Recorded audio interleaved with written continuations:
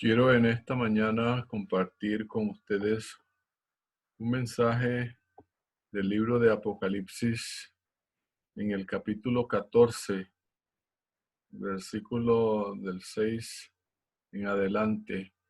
Encontramos un mensaje que ha sido estudiado a través de los años en este principio de la interpretación del libro con relación a los tres mensajes angélicos.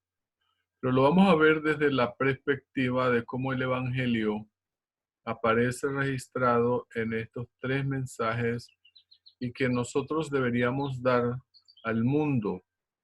Estos mensajes de los tres ángeles, aunque se podría resumir que es un solo mensaje y que aparecen registrados en el último mensaje, podríamos decir que es el último llamado que Dios hace a la raza humana. Así que vamos a mirar, lo hemos dividido, digamos, en cada uno de los mensajes. La primera parte del mensaje es los resultados que ese mensaje produce en la vida de cada uno de nosotros. El mensaje del primer ángel comienza diciendo, Juan vio volar por medio del cielo a ese ángel, el primero que tenía el evangelio eterno. Y ahí vamos a resaltar algo importante de lo que significa el evangelio. Una de las cosas que nosotros tenemos que proclamar al mundo, a las personas, es hablarles del evangelio. ¿Qué es el evangelio? El evangelio, podríamos presentar a una persona el evangelio como diciéndole, bueno, primero para conocer el evangelio yo debo conocer mi condición. Los seres humanos somos malos por naturaleza. Esa es nuestra condición. Tenemos que reconocer que somos malos. Y por lo tanto, por ser pecadores, estamos perdidos. O sea, lo que el Evangelio me muestra a mí, en primer lugar, es que nosotros estamos perdidos. Pero no solo me muestra mi perdición, pero ahora me ayuda a mí a entender si yo continúo en esa condición, cuál va a ser mi fin, los resultados final de esa condición de malo, de perdido, será finalmente la, la muerte eterna. La Biblia nos dice, la paga del pecado es muerte, pero la dádiva de Dios es vida eterna en Cristo Jesús. Así que si nosotros continuamos en esta condición en la que hemos nacido en este mundo, vamos a ser finalmente destruidos. Seremos destruidos. Y la destrucción es eterna. Ahora, en la otra parte del Evangelio me dice a mí, mire, ustedes estaban perdidos, tú estabas perdido, eres malo, eres pecador. Si sigues en esa condición vas a tener la destrucción, la muerte eterna, pero hay una esperanza, lo que Dios hizo. Eso es en sí la esencia del Evangelio. ¿Qué hizo Dios? ¿Qué hizo Jesús para darnos a nosotros una nueva condición? Para darnos ahora digamos, la seguridad de la salvación. Bueno, la Biblia lo presenta, murió en mi lugar. El Señor murió en mi lugar. Yo merecía la muerte. Ahora Él vino en mi lugar a morir. Por lo tanto, entonces Él me perdona mis pecados. Yo dejo ahora de ser una persona condenada por el pecado y el Señor me perdona. Y la única condición que Él me exige para Él perdonarme mis pecados y darme la salvación es que yo deposite mi fe en Él. Por lo tanto, para yo poder depositar mi fe en Él, yo debo entrar en una relación estrecha, un conocimiento de Jesús, una entrega de mi vida a Él, para que entonces mi fe pueda depositarse en Jesús y Él pueda aplicar su muerte a mi vida. A eso la Biblia lo compara como un vestido. El Señor me viste a mí con su justicia. La justicia de Jesús no es otra cosa que la vida pura, perfecta y santa que Él cuando vino a esta tierra vivió en este mundo. Lo que Él hace es que Él coloca esa vida pura y perfecta a mi vida, que yo soy malo, perdido y pecador, y la coloca en mí, en mi lugar, en el lugar de esa justicia sucia, perversa y mala en la que teníamos, y ahora Él coloca su justicia, su vida pura y perfecta, y ahora me regala la vida eterna. Así que yo ahora en Cristo tengo vida eterna. Ese es el Evangelio eterno. Y ese es el mensaje que el primer ángel anuncia al mundo. Ahora, resultado de que hemos recibido ese Evangelio eterno, ahora continúa el texto diciéndonos, temed a Dios. El resultado de nosotros aceptar a Jesús es que tememos a Dios. Ahora, yo no puedo temer a Dios si yo no he aceptado a Jesús, si yo no he sido salvado por Él. El Señor le está diciendo a su pueblo, anúncienle al mundo, por favor, que deben aceptar el Evangelio para que le teman a Dios. El mundo se ha olvidado de Dios. El mundo no teme a Dios. Y para yo poder temer a Dios, debe haber algo en mi vida. Yo debo primero haber aceptado el Evangelio. Pero entonces eso me lleva a un conocimiento de Jesús. El Evangelio es precisamente conocer a Jesús. Es entrar en una relación con Él.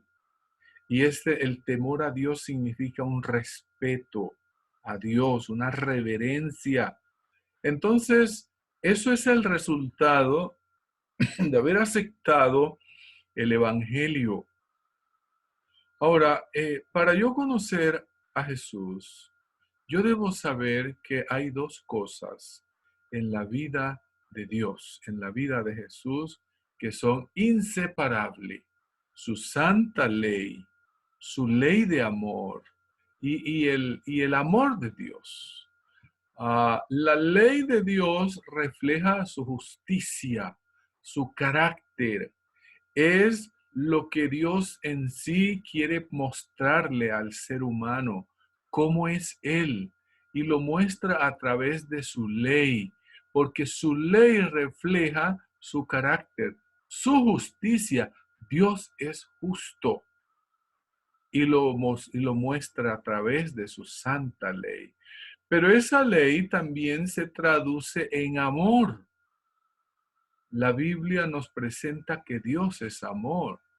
Entonces, tanto la ley como el amor digamos, reflejan el carácter de Dios. Porque la ley precisamente es amor. El resumen de la ley es amor. El amor a Dios y el amor al prójimo. La gente hoy ha distorsionado el concepto de la ley como si fuera una exigencia que Dios nos pide a nosotros, pero que en su amor Él la deja pasar por alto. No, es un falso concepto de la ley. La ley es la expresión de su amor y el amor se manifestó en la vida de Jesús al darse por nosotros. Precisamente porque nosotros habíamos violado su ley. Ahora, nosotros entramos en una relación, cuando yo conozco a Jesús, yo entro en una relación con Él. Esa relación lo llego a conocer a través de su ley. Por eso el salmista dice, Cuánto amo yo tu ley. Todo el día es ella mi meditación, porque la ley de Dios es la expresión de su carácter, está reflejado en toda la palabra de Dios. La palabra de Dios es su ley, pero luego eso se traduce, digamos, se personificó ese amor en la cruz del Calvario, cuando Él entregó su vida por nosotros. Entonces yo entro en una relación con Él, le conozco, sé que es justo, sé que es amor, sé que entregó su vida por mí, entro en una relación con Él y eso me lleva a un respeto a Dios, a un amor hacia Él. Y por eso la Biblia dice, temed a Dios, amen a Dios. Si el carácter, cuando yo conozco a Dios, cuando entonces puedo amarle, su carácter, su persona, y estoy dispuesto entonces al servicio a Él. Pero el mensaje del tercer ángel dice otra cosa. Sí, no solo debo temer a Dios. Otro resultado de lo que produce el Evangelio en nosotros es que le damos gloria. El mundo hoy vive en una situación de darle gloria al hombre. No le queremos dar gloria a Dios. Casi toda la alabanza se la lleva el hombre. Los seres humanos son exaltados, son glorificados por lo que hacen, por lo que dicen, por lo que trabajan, por todos los logros que tal vez... Y la gloria se la lleva el hombre, cuando la gloria debería ser para Dios. La Biblia nos dice a nosotros cómo dar gloria a Él por medio de mi cuerpo. La Biblia nos dice, si pues coméis o bebéis o hacéis otra cosa que sea para la gloria de Dios. Tenemos que darle gloria a Dios a través de nuestro cuerpo. Y la otra manera para nosotros darle gloria a Dios es a través de la alabanza, del culto, de la adoración. Cuando nosotros nos postramos ante Él, cuando le cantamos, cuando nos humillamos, cuando reconocemos su grandeza, el salmista lo dice, venid, adorémosle, postrémonos ante Él. Tenemos que reconocerle que Él nos hizo, no nosotros a nosotros mismos. El Salmo 100 es una de las expresiones de esa alabanza que yo debo darle. Gloria al Señor a través de mi cuerpo, a través de mi voz, de mis talentos. Y a través del servicio a los demás le damos gloria a Dios.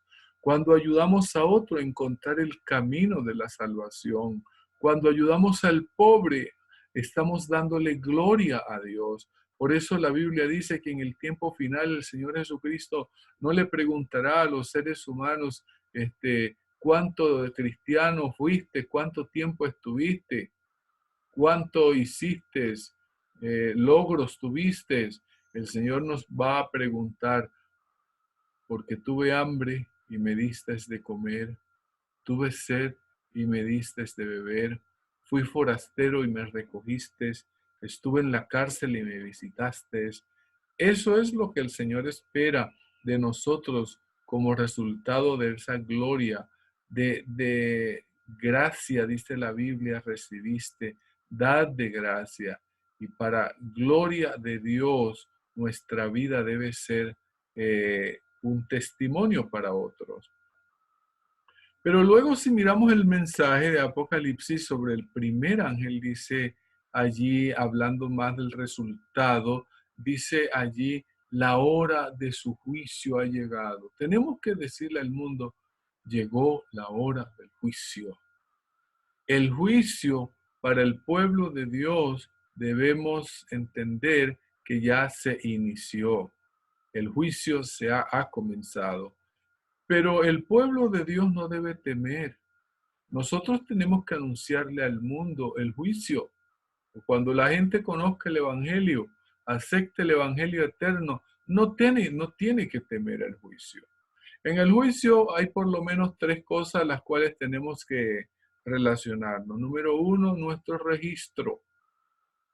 El que ha aceptado el Evangelio eterno tiene un registro limpio. Cristo lo ha limpiado. El Señor ha echado nuestros pecados en lo profundo de la mar. Todas nuestras palabras, acciones, pensamientos malos han sido limpiados de los registros del cielo. Y por eso nosotros no tememos al juicio. Los que temen al juicio son aquellos que tal vez no han entregado su vida a Cristo, no han confesado sus pecados.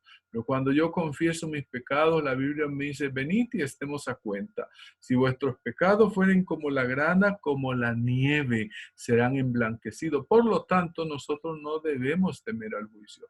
Por otro lado, no tememos al juicio porque tenemos un abogado. Hijitos míos, estas cosas os escribo para que no pequéis. Pero si alguno hubiere pecado, abogado tenemos para con el Padre, a Jesucristo el justo. Tenemos el abogado más eficiente del mundo, el cual nunca ha perdido un caso. Es un abogado, Cristo Jesús es nuestro abogado. Y cuando Él intercede en el juicio, que nuestro nombre aparezca, Él va a decirle ante el Padre con esa seguridad por su sangre derramada, Padre, mi sangre por este hijo tuyo, hijo mío. Entonces, en este caso, nosotros no debemos tener temor al juicio. Y es una de las cosas que el Evangelio debe darnos, esa seguridad para no temer en el juicio. Pero también hay algo interesante con relación al juicio. En el juicio nosotros tenemos que comparecer ante el juez, que será nuestro abogado, y en este sentido también tenemos que nuestra vida ser comparada con una ley, la ley de Dios. Algunos tienen temor a la ley y algunos creen que la ley es imposible de guardarla y le dicen a los creyentes, la ley no se guarda, por eso está la gracia, por eso Cristo vino, por eso, porque ya no tenemos que guardar la ley. No hay más engaño que este. La ley de Dios está vigente. Los 10 mandamientos están vigentes. Con ellos seremos juzgados ante el tribunal de Cristo. Pero el Hijo de Dios, el pueblo de Dios, no teme a esta ley, porque esa ley que nosotros conocemos como los 10 mandamientos ha sido escrita en nuestra mente. El Espíritu Santo cinceló en nuestro cerebro la ley. Por lo tanto, nosotros hacemos es la voluntad de Dios, que es su obediencia a la ley. Si pues la Biblia dice que todo lo que nosotros hagamos, ya sea que el querer como el hacer según su buena voluntad, ya no vivo yo, ahora vive Cristo en mí. Y si Cristo tenía escrita en su mente la ley, ahora cuando Él vive en mí, entonces su ley está escrita en mí. Ese es el nuevo pacto que dice la Biblia que haría en los últimos días con su pueblo. La ley de Dios cambió de lugar, no fue cambiada. La ley de Dios cambió de unas tablas de piedra, ahora fue escrita en mi mente, en mi corazón, y es para mí un placer obedecer la ley. Por eso el salmista dice, cuánto amo yo tu ley, porque ha sido escrita en el corazón. Pero cuando yo no acepto a Cristo y entrego mi vida a Él o distorsiono el mensaje de la importancia de la ley, entonces yo voy a ver a la ley como una carga pesada, imposible de guardar. Sí, sin Cristo. La Biblia dice, separados de mí, nada podéis hacer, pero todo lo puedo ¿en qué? En Cristo, inclusive la obediencia a sus mandamientos. Resultado de aceptar el Evangelio eterno es que yo ahora le adoro a Él y lo hago con gozo en mi corazón. La adoración es una de las cosas que aparece en el libro de Apocalipsis, porque hay otro poder en el mundo que está exigiendo adoración y lo vamos a ver en el mensaje del segundo y tercer ángel. Noten lo siguiente, yo le adoro a Él como resultado de que yo he aceptado el Evangelio. ¿Por qué le adoro? Sencillamente porque Él es mi creador. Sí, Él me hizo y por eso yo le adoro. Él trazó un plan para mi vida. Él trazó un plan para tu vida. La Biblia dice que nosotros fuimos hechos no para vivir solo para los placeres y pasar por este mundo sin ningún propósito, no. El Señor dice, para gloria mía los he creado, dice el libro de Isaías. El Señor tiene un plan para tu vida. Por lo tanto, yo en reconocimiento de lo que el Señor ha hecho, de que Él me hizo, yo le adoro. Ahora, otra de las cosas que el Señor me ha hecho y por lo cual debo adorarle es porque Él hizo este universo. Él hizo el mundo, la naturaleza, lo hizo en 6 días. No lo hizo en millones de años como el mundo proclama. Lo hizo en 6 días porque Él tiene poder para hacerlo. Él no requirió de millones de años para crear este mundo, porque su poder es ilimitado, infinito, y lo hizo este mundo en 6 días y dedicó un día especial para que el hombre y Dios tuviésemos un encuentro, se tuviera un encuentro con Dios, y ese encuentro se dio en el 7.º día. Por eso le adoramos y Él nos rodeó con todo lo que nos alimenta, sustenta, y esto lo hizo en 6 días, y en reconocimiento de que Él es mi creador y el creador del universo y la naturaleza, yo tengo un encuentro semanal con el Señor, que es el sábado, y allí le adoro, y allí cada día debo adorarle, sí, pero hay un encuentro especial ese día porque Él así lo estableció. Mientras que el mundo proclama otro día, Satanás proclamó otro día para que tuviese un encuentro con él, con Satanás. Dios ha proclamado un día para tener un encuentro con Dios. Así que también yo le adoro porque Él me salvó. Sí, Él derramó su sangre por mí y me ha dado un corazón nuevo. Me ha dado poder para obedecer sus santos mandamientos y me ha dado la capacidad de ayudar a otro. Esa es la razón por la que nosotros le adoramos, y entonces el Señor está diciendo, adorad al que hizo el cielo y la tierra. Y ese mensaje tenemos que darlo al mundo. Pero ahora viene un segundo mensaje. El segundo mensaje es solo una advertencia. El Señor le está advirtiendo a los seguidores de Satanás a través de ese poder que se llama Babilonia. Le dijo, mire, Babilonia cayó. No crean en Babilonia. Salgan de Babilonia. Ha caído Babilonia. Babilonia se opone a Dios, es un poder que se opone a Dios y al evangelio eterno. Tiene un evangelio distinto al evangelio eterno. Y entonces por eso ese mensaje que aparece en Apocalipsis dice, ¿por qué cayó Babilonia? Babilonia cayó porque la Biblia dice, ella le dio el vino del furor de su fornicación a todas las naciones. Hay 3 elementos aquí que hicieron que Babilonia cayera. El vino, el mezclarse con las naciones y la fornicación. Ahora, ¿qué es el vino? El vino es el evangelio de Babilonia, un evangelio basado en obras, en méritos, en lo que tú hagas para alcanzar la salvación. Eso es lo que Babilonia enseña. Por otro lado, es un evangelio amenazante, lleno de miedo. La gran mayoría de las creencias de Babilonia apuntan siempre a un terror, a un miedo, el infierno, el purgatorio, el castigo de Dios. Todas esas cosas incluyen un evangelio lleno de miedo, un evangelio que va en contra del evangelio de Dios, que es el vino. Hay 2 elementos fundamentales de este vino, que es la observancia del domingo como día de reposo, basado en las obras.